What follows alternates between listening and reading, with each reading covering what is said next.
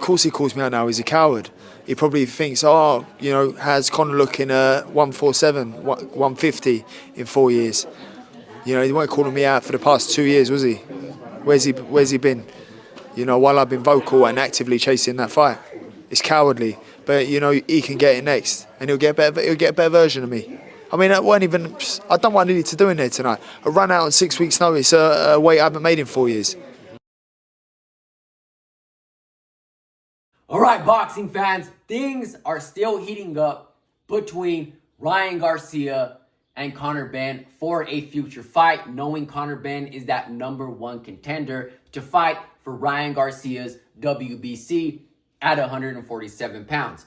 Before we jump into that, and before we jump into why Conor Benn will most likely lose every single one of these fights that I'm about to match him up against, Conor Benn beat an older Regis Prograis. Let's be honest, he was on the back end of his career. Regis Prograis talks about how he wanted to pull out the day of the fight. He was scared to actually fight and go inside that ring with Conor Benn. He was highly injured, went in there with a bunch of different injuries. I mean, a lot of people thought Conor Benn was going to go in there and make it an early night. They thought he was going to knock out Regis Prograis. I personally bet on this fight to go to the distance, knowing Conor Benn had a lot of advantages over Regis Prograis, except for his experience. Now, I did pick Conor Benn to win this fight on the scorecards, and that's exactly how it played out. You know, Conor Benn was faster, stronger. He had youth on his side. He's more explosive. He's a pressure fighter. And the only thing that he didn't hold over Regis Prograis was the experience. Prograis is a very, very tough fighter. And in my personal opinion, I think he would have beat Conor Benn if Regis Prograis was in his prime. And Conor Benn being in his prime right now, I mean, he's been in there.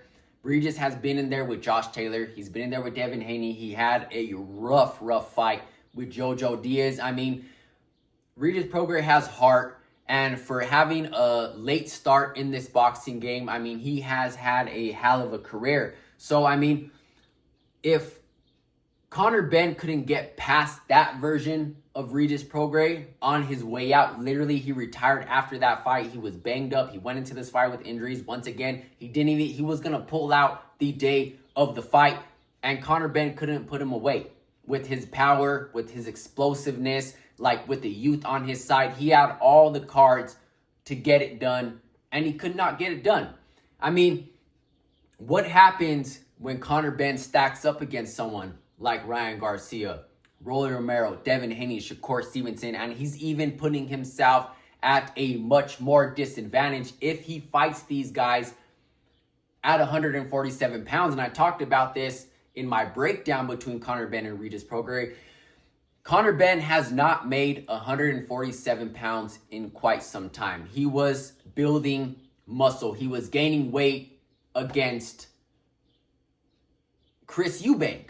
And then you're bringing your body back down to not even 147, a catch weight at weighing in under 150. And look how Conor Benn, view him on those scales. He was sucked up. The way he was talking, he was slurring his words. His whole body structure just looked completely awful. And then Devin Haney is very strict about making weight. Shakur Stevenson is very strict.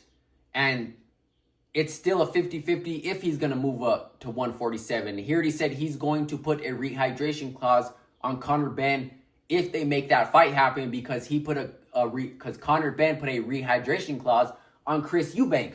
Now, Ryan Garcia being more of a bigger fighter, I know he's more flexible with his weight, so that fight is most likely going to get done before Rolly Romero, Devin Haney, and Shakur Stevenson, knowing he is the ranked #1 contender, the mandatory for Ryan Garcia's WBC at 147. So I can honestly see that fight being at a catch weight, and don't be surprised if that fight actually is at a catch weight. But Conor Benn's best bet is to move up to 154 and establish himself over there. But that is one hell of a division. That is a stacked division, and Conor Benn most likely is just going to sink over there. That's just my personal opinion. It's just the experience that Conor Benn lacks. I would feel more comfortable with Conor Benn going into these fights and giving him, you know, somewhat of a chance, but he just lacks the experience. A lot of these guys have a bunch of different talents, a bunch of different skills. A lot of these guys are just, you know, God gifted in many different categories: speed, power, technique, styles, defense, explosiveness. Like, there's so much that goes into this with experience. I mean, Rolly started somewhat at a late age, but he still had a fighting background. I mean, I'm not giving Conor Benn much of a chance with any of these guys. I'm talking about 80-20. I'm talking about 70-30 against any one of these guys. Let me know what you guys think about this. Let me know what Conor Benn should do. Should he fight Ryan Garcia at 147? Like I said, I think it's going to be a catch weight, but look how awful he looked on that scale at 149 pounds and some change. I personally think Conor Benn should go up to 154 and wait for these guys over there, but I know Conor Benn has been chasing down that WBC title for some time now. Let me know what you guys think. I'll catch you guys in the next one. I'm out.